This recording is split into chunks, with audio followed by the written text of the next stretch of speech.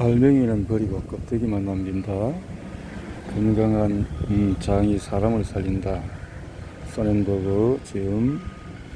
알맹이는 버리고 껍데기만 남긴다. 자, 오늘은 시원한 장소를 택해서 책을 보면서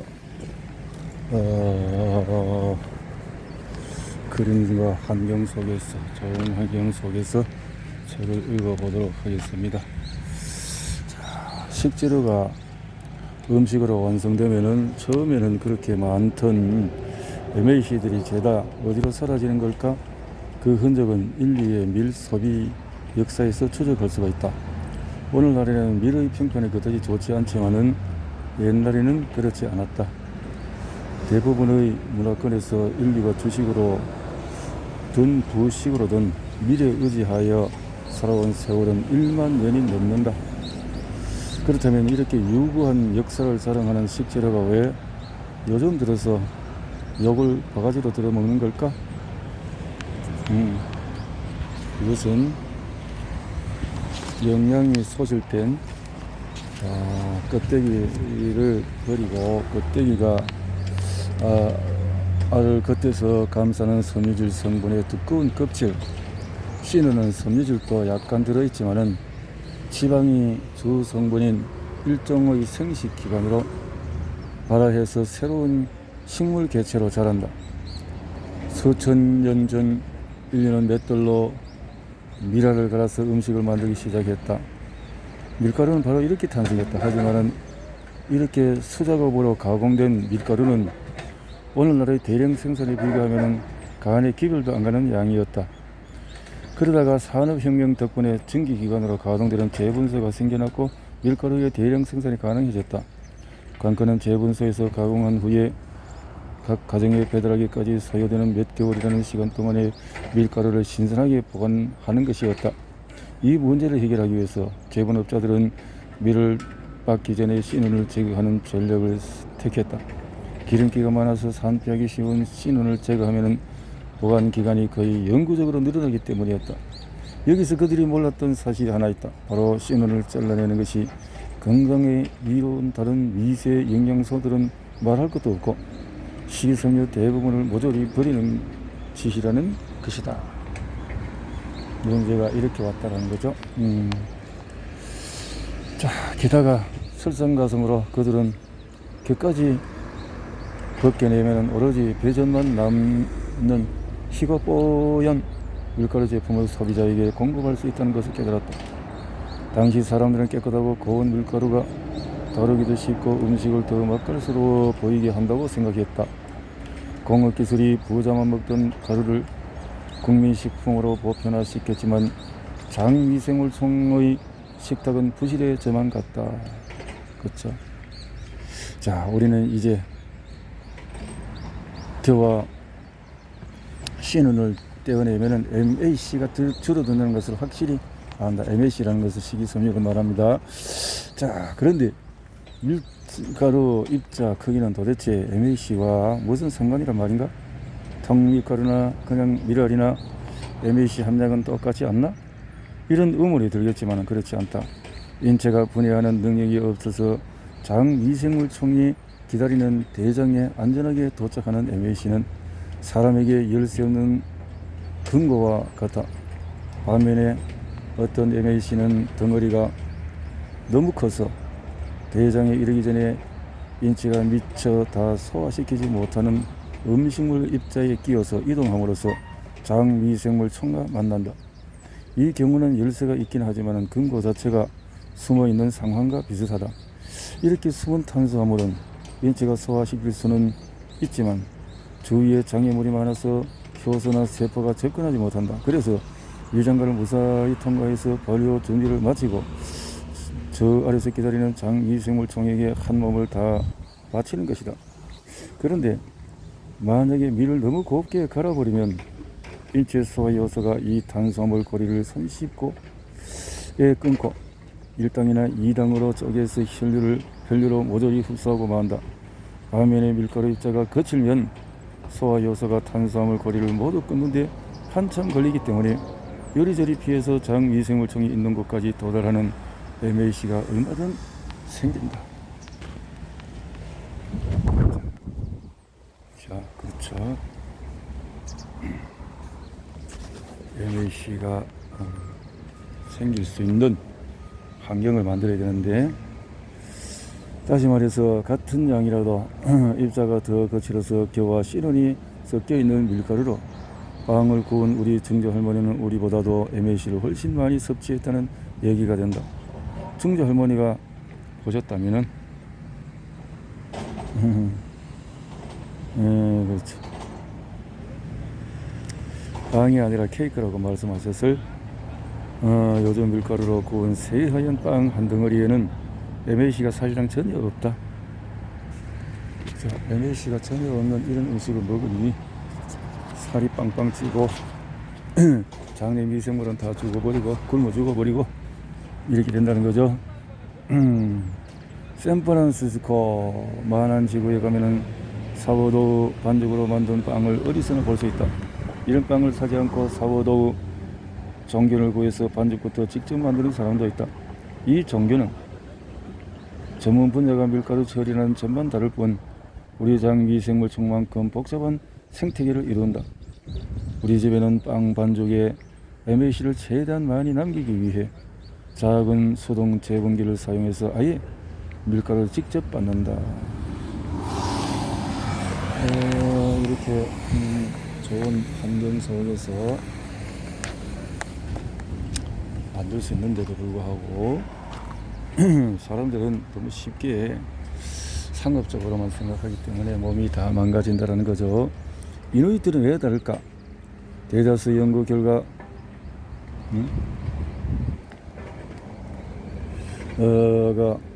고식이섬유 식단의 장점을 지지하는 가운데 고단백 식단이 더 나았다는 회의적인 시각이 여전히 존재한다. 그 중에 일부는 이누이트의 예를 든다.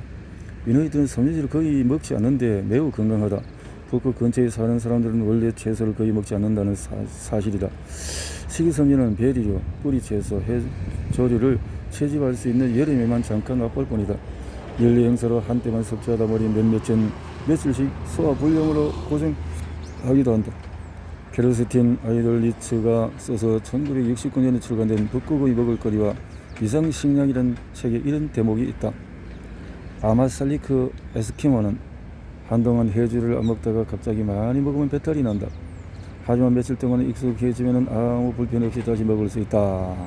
아마도 그들이 겪은 이 통증은 섬유질의 갑작스런 등장이 발효 반응을 폭발적으로 증가시켜서 장에서 SCFA와 함께 가스가 대량 발생했기 때문이었을 것이다. 이 대목에서 많은 사람이 공감할 궁금증이 하나 떠오른다. 우리도 섬유질을 많이 먹으면 배가 가스로 빵빵해지는 거 아닐까? 가공식품 천국인 요즘 세상에 건강하게 먹는 것은 쉬운 일이 아니다. 쉬지 않고 뻥뻥거리면서 악취를 피우는 사람들이 가까이 오려 하지 않을 텐데 누가 그렇게 하겠는가?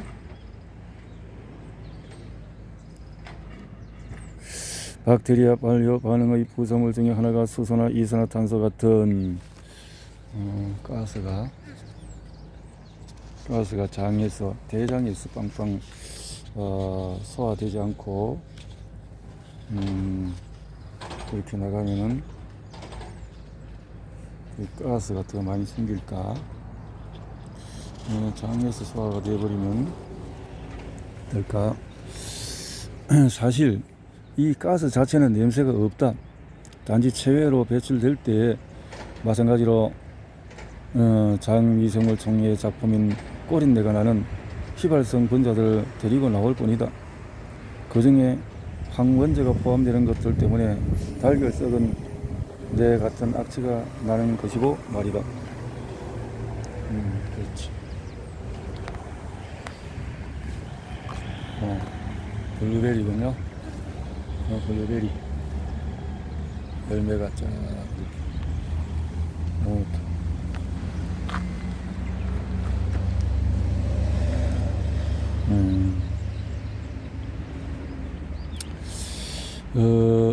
그뿐 아니라 장소가 생태계는 워낙 복잡하게 얽혀 설켜 있어서 한 미생물의 배송물이 다른 미생물의 먹이가 되는 일이 흔하다. 같은 맥락으로 몇몇 견주가 발효를 통해서 만드는 가스도 대부분 다른 장미생물이 원료로 사용이 된다. 대표적인 것이 메탄노브렉스박터 스미티다. 이 미생물은 엄밀히 말해서 박테리아가 아니고 고세균계에 속하는 단세포 생물인데 수소와 이산화탄소를 이용해서 맥탄을 만든다.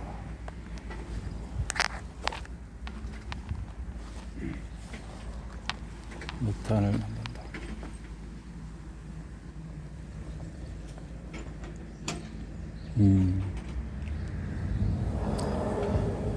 가스를 이렇게 만든다는 거죠. 이 역시 냄새가 없는 가스다. 그런데 메탄을 생성하는 화학 반응 과정에서 스미티가 만드는 가스보다 소비하는 가스 양이 더 많다. 장에 스미티가 있으면 나쁘게 하는 가스 배출량을 줄일 수 있다는 소리다. 줄일 수 있다는 소리다. 이누이트에게는 식이섬유를 여름철마다 보충하는 것만으로 해마다 다양성을 적정 수준으로 회복시키는 데 충분할 것이다. 속이 며칠 불편한 것은 장미생물총이 갑자기 환경 변화에 적응하며 하는 일시적인 진통 현상일 뿐이다. 이누이트는 발효시킨 바다표범 지느러미 도 먹는데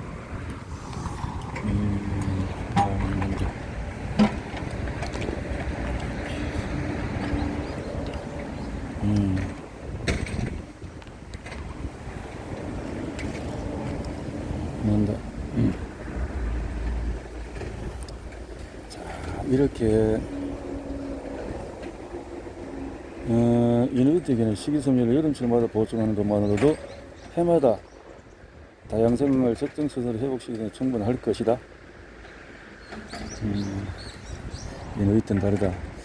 이런 상황과 더불어서 이누이트가 지리적으로 고립되어 있다는 점을 감안할 때 그들의 genome 마이크로바이옴 모두 독특한 특질이 쌓여서 섬유질 없이 고기와 지방만으로도 건강을 유지할 수 있다는 추측이 가능하다.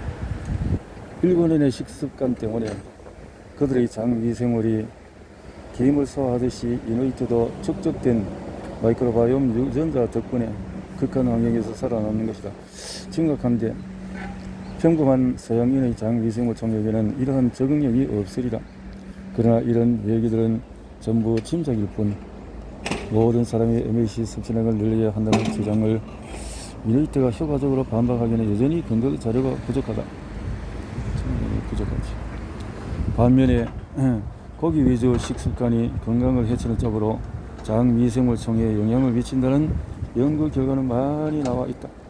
이들 연구에는 고단백 저탄수화물 식단을 먹는 실험군은 4주 이내에 SCFA와 섬유질 유래 항산화 물질이 급격히 감소하고 대장에 유해한 대사물질이 다량 쌓이는 것으로 확인이 되었다.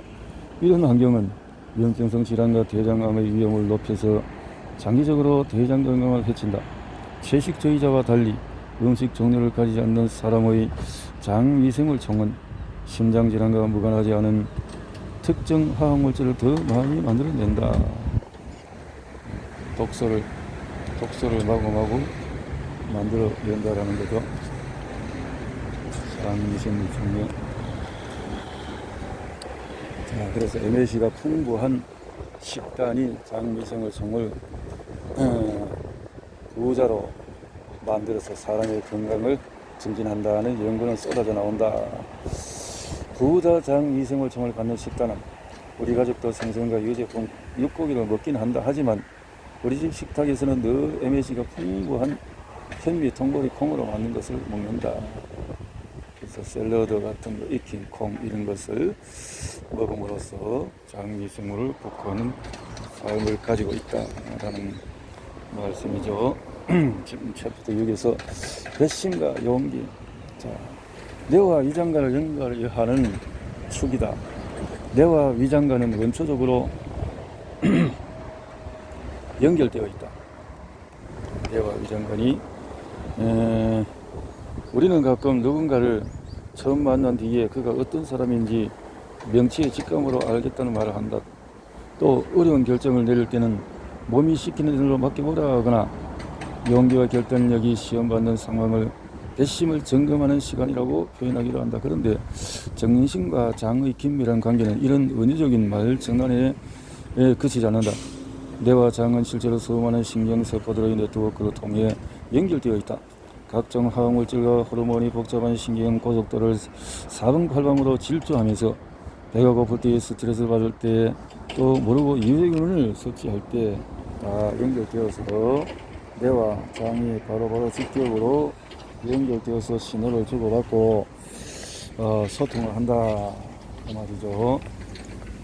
그래서 반응을 하게 되어 있다라는 거죠. 이 정보 고속도를 뇌 장간 축이라고 한다. 이 축을 통해서 뇌와 장간 양끝에 위치한 상황실에서 서로가 보낸 정보가 실시간으로 업데이트된다. 휴가를 흥청망청 보낸 후에 신용카드 고지서가 날아왔을 때 가슴 한 구석이 덜컥 내려앉는 걸 본 적이 있는가? 그런 느낌이 바로 이 축의 제대로 작동한다는 생생한 증거다. 내가 스트레스를 받으면 장도 똑같이 스트레스를 받는 것이다. 그런 의미에서 소화관 신경계를 흔히 두 번째 뇌에 비유한다. 소화관을 담당하는 이 두 번째 뇌와 첫 번째 뇌 사이에는 수백만 개의 신경세포가 거미줄처럼 얼기설기 얽혀있다. 이 거대한 네트워크는 식도부터 항문까지 소화관 전체에서 벌어지는 모든 일을 실시간으로 모니터링한다. 양쪽이 정기적으로 연락을 주고받긴 하지만 소화관 신경계는 중추신경계의 명령을 일일이 받지 않아도 될 만큼 방대하고 체계적인 하나의 독립된 시스템이다. 물론 소화관 신경계가 두개 개로 쌓여 있어서 진짜 내처럼 교향곡을 잡고 가거나 명화를 그리는 등의 창조적인 일은 하지 못한다. 그러나 이 신경계가 맡은 튜브 관리라는 임무도 못지않게 중요한 일이다. 그런가 다르게 소화관의 신경 네트워크는 척수의 네트워크만큼이나 복잡하다. 소화관 신경계는 음식물이 지나가는 길을 지킬 뿐인데 이렇게 정교할 필요가 있을까 싶을 정도다. 소화관에 자신만의 뇌가 따로 있어야 하는 이유가 뭘까? 정말로 오로지 음식물 소화만을 위해서일까? 혹시 장에 사는 백조 미생물의 목소리를 듣는 것도 이 뇌가 하는 일이 아닐까? 소화관 신경계는 기본적으로 뇌와 중추신경계의 감독을 받는다. 중추신경계가 위장관과 소통하는 구체적인 통로는 자율신경계의 교감신경 분지와 부교감신경 분지다. 자율신경계의 본업은 의식 저 바닥에서 심장 박동과 호흡, 음식물 소화를 조절하는 것인데 그 중에서도 소화와 관련해서 음식물이 튜브를 통과하는 속도를 조절하고 위산 분비를 제어하고 장 점막에서 점액이 만들어지게 한다. 이때 뇌는 시상하부 뇌하수체 부신 축, 즉 HPA 축이라는 또 다른 채널을 통해서도 호르몬 분비를 지시해서 위장관의 소화 작업을 돕는다. 신경세포와 신경세포 사이를 호르몬과 각종 전달 물질들이 바삐 왕래하는 이 신경고속도로는 뇌의 메시지를 보내서 위장관의 상황을 알리는 데 주 용도지만 내가 이 정보망을 통해서 위장관에서 벌어진 일을 직접 조정하기도 한다. 이렇게 중추신경계가 음식물 이동 속도라든가 점막 두께 등을 적극적으로 통제하면 장 미생물층의 거주 환경에도 직접적인 영향이 간다. 대등한 생물 종들끼리 경쟁하는 어느 생태계가 그렇듯이 장 속도, 환경 조건에 따라서 번성하는 미생물종이 달라진다. 습한 우림 기후에 익숙한 생물이 사막에서 골골대는 것처럼 점액 의존도가 높은 미생물은 점막이 얇고 성긴 장 속에서는 분리할 수밖에 없다. 이런 미생물을 살리고 위장관 정착을 도우려면 점막층을 두텁게 강화해야 한다. 바로 이것을 신경계가 음식물 이동 속도와 점액 분비량을 조절함으로써 해낸다. 무의식적으로 일어나는 일이기는 하지만 미생물이라는 실체가 인간의 정신력에 끌려가는 것이다. 그렇다면 반대 방향에서는 어떨까? 들어오는 음식의 종류가 달라지거나 스트레스 때문에 음식물 이동 속도가 빨라지는 바람에 장 미생물종이 적응하기 위해서 그에 맞춰 변하면 내가 이 변화를 감지할까? 내 장관 축에서는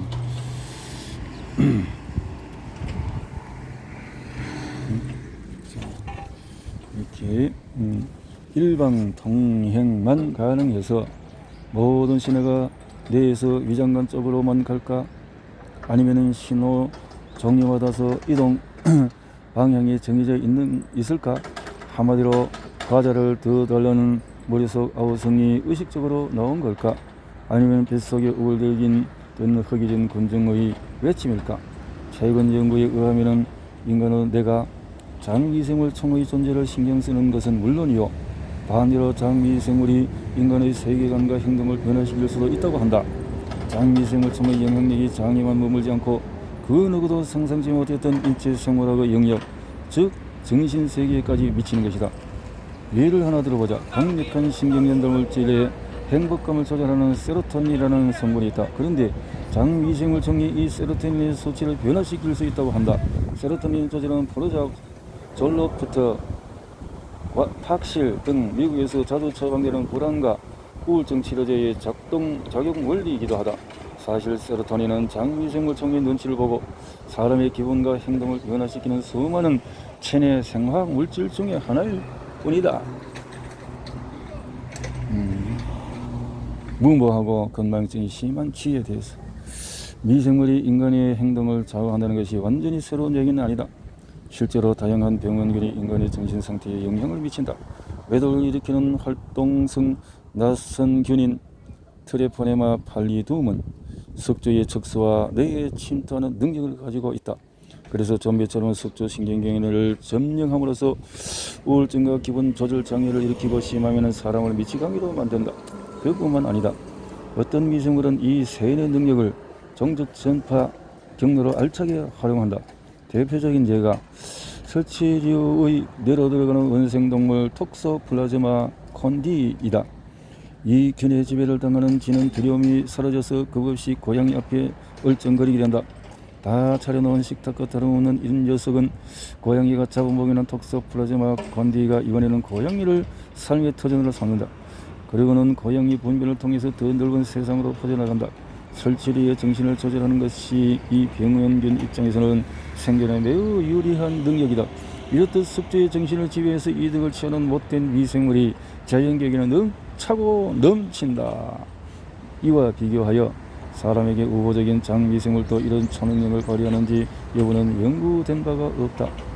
장미생물청의 숙주의 뇌 기능과 및 행동과 긴밀하게 얽혀있다는 첫 번째 증거는 묵은지는 엄격한 통제하에서 사육하며 관찰한 연구에서 찾을 수 있다.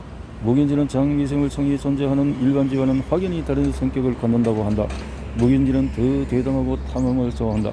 그래서 인간 세계에 비유하면 익스트림 스포츠와 다름없는 개방된 공간에서 장거리 질주를 즐긴다. 야생에 때문에 굶주린 매의 눈에 띄기 딱 좋은 짓이다.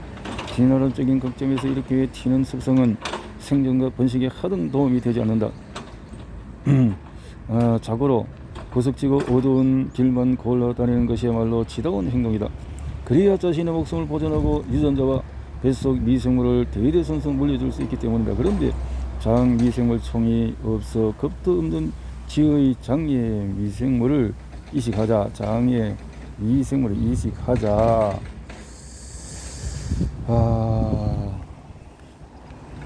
반지처럼 몸가짐이 한결 조신해졌다. 이렇게 미생물이 있으니까 조심스러워지는데 미생물이 없으니까 완전히 겁없이 행동하더라 이 말이죠. 자, 이런 것이 우울증과 조울증과 어떤 관계가 있을까 연구가 되고 있다는 거죠. 자, 단 이렇게 행동을 변화시키려면 어른이 되기 전에 미생물을 심어줘야 한다는 조건이 붙는다. 어른이 되고 나면은 이미 굳어버린 호방한 성정이 조금도 바뀌지 않았다. 정확히는 장미생물이 지의 성격에 영향을 미치는 시기가 유아기 중에서도 특정 기간에 한정되는 걸로 보인다.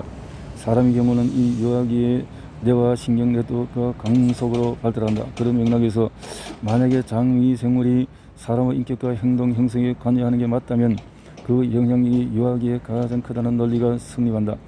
무모하다는 것 말고도 묵은지가 보이는 특징이 하나 더 있다. 바로 기억력이 나쁘다는 것이다. 한 연구진이 묵은지 그룹과 일반지 그룹을 나누어서 기억력 테스트를 했다. 첫 번째 테스트에서는 작고 밋밋한 냅킨 고리와 크고 체크무늬가 있는 냅킨 고리를 주고 5분 동안 탐색을 했는데 그 다음 물건을 모두 채우고 20분을 기다렸다. 쉬는 시간이 지난 후 이번에는 아까 구경했던 체크무늬 냅킨 고리를 전에 본 적이 없는 별 모양의 쿠키 커터와 함께 집어넣었다. 만약에 쥐가 이 냅킨 고리를 기억한다면 익숙한 물건에는 별로 신경 쓰지 않고 새로운 쿠키 커터를 살펴보는 데 더 많은 시간을 보낼 터였다. 일반 쥐가 실제로 그랬던 것처럼 아니다. 그런데 자궁미생물 총이 없는 쥐는 냅킨 고리와 쿠키 버터 모두에 똑같은 관심을 보였다. 20분 전에 봤던 물건을 완전히 잊어버린 것이다. 물론 인체에는 실험쥐의 무균 상태를 완벽하게 재현하는 것은 불가능하다. 몸속에 미생물이 전혀 없는 사람은 이 세상에 단 한 명도 없으리 말이다. 그렇긴 하지만 자궁미생물총 규모에서 두 극단적인 상황을 비교한 이 실험은 자궁미생물총의 숙소의 행동과 기억력에 상당한 영향을 미칠 수 있다는 가능성을 보여준다.